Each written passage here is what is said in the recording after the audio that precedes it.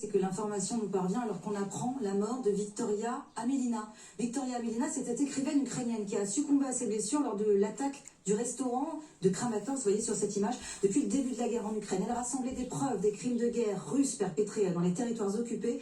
Nos équipes l'avaient rencontrée il y a seulement quelques mois. Reportage signé Michel Scott avec Axel Charles-Messens et Quentin Monjou.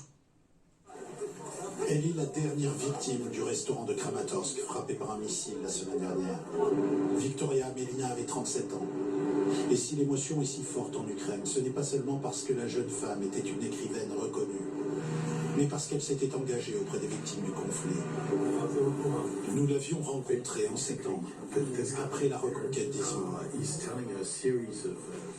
Avec ses amis, elle enquêtait sur les crimes de guerre commis par les Russes, interrogeant les témoins comme ce jeune homme dont la famille avait subi des exactions, collectant des preuves.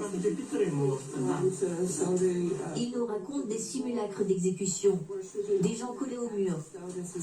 Ce sont aussi des tortures.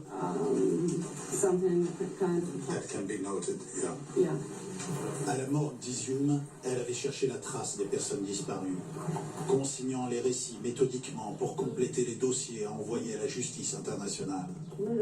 C'est elle qui avait retrouvé dans les décombres les textes d'un autre écrivain, Volodymyr Vakulenko, froidement exécuté par les Russes.